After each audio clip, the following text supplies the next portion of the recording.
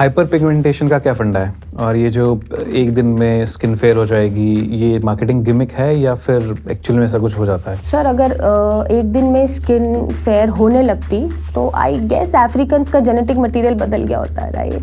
तो ऐसा कुछ नहीं है, एक दिन में आप स्किन बदल सकते हो या फिर अपना जेनेटिक मटेरियल का मतलब बदल सकते हो। आपने जो एग्जांपल दिया ना, बहुत हार्ड हिटिंग एग्जांपल दिया। अच्छा, राइट। तो एवरी मतलब ऐसे तो वो भी ले सकते हैं एक दिन में स्किन ट्रीटमेंट और ऐसे हो सकते हैं, बट यहाँ पे मैं कोई रेसिज्म वाली चीज़ नहीं बोल रही हूँ।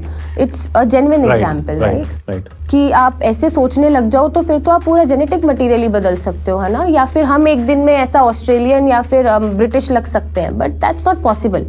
हमारा जो अपीयरेंस है, फिजिकल अपीयरेंस है या स्किन टेक्सचर है, वो it's all on the genetic makeup. जहाँ पे भी आपके जीन्स हैं, माता पिता के, दादा दादी, नाना नानी, मामा बुआ मासी, आप वहीं लाए करोगे, वहीं लैंड करोगे, कुछ अलग से नहीं ले आओगे।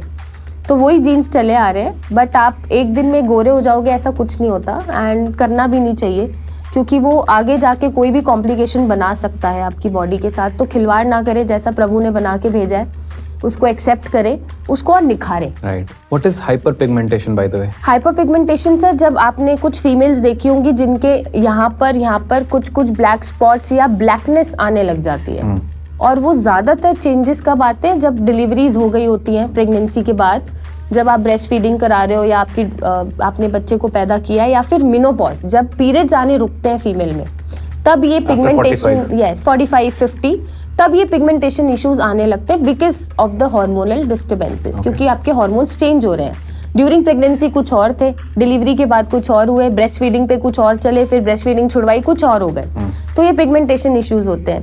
एंड मिनोपॉज पे भी सेम, आपका जो एक्सपोजर है टुवर्ड्स ईस्ट्रोजन या अदर हार्मोन्स वो कम होता जाता है, बॉडी फिर से चेंज हो रही होती है, तो वो पिगमेंटेशन इश्यूज आपको स्किन पे दिखना शुरू हो जाते हैं।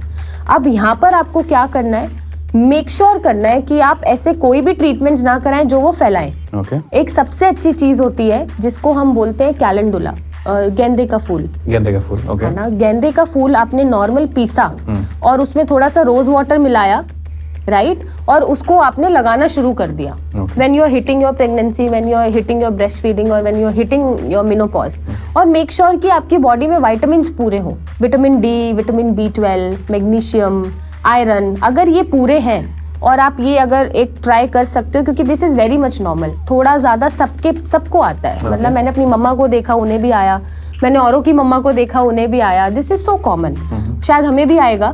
तो ये चीजें आप कम कर सकते हो या रोक सकते हो, या उस दौरान अपने आप को बेटर प्रेजेंट कर सकते हो, but don't opt such treatments कि हाँ हम कुछ भी करा लेते हैं, बोटॉक्स चल रहा है, फिलर चल रहा है, फेसलिफ्ट चल रहा है, ये चल रहा है, तो वहाँ पे जाने की जरूरत नहीं है। ऑल्दो ये एक पर्सनल चॉइस है, आपकी पर्सनल चॉइस अगर आपको अलाउ करती है तो आप कुछ भी मैंने देखा आजकल तो उस तरीके की जा रहा है कि अगर यहाँ पे अगर स्किन ब्लैक पड़ गई है या फिर थोड़ी सी डेड स्किन हो गई थोड़ी सी, तो इस पोर्शन को ही निकाल दे रहे हैं, आपको दूसरा पोर्शन लगा दे रहे हैं। कुछ ग्राफ्टिंग बोलते हैं उसको। लॉन्ग टर्म तक चल जाती है ये चीज? सर नथिंग इज परमानेंट, हम भी परमानेंट नहीं है, तो ये प्रोसीजर्स तो फिर हमारे द्वारा बनाए हुए हैं, तो नथिंग इज परमानेंट।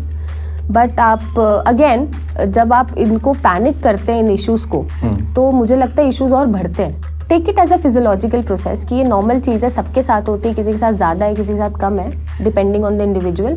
और आप उसको प्रिवेंटिव मेजर्स पे खेल सकते हो, अपना खान पान अच्छा रख के, कुछ नुस्खे अच्छे अपना के आप कर सकते हो, हमारे आयुर्वेद को चूज करके आप कर सकते हो।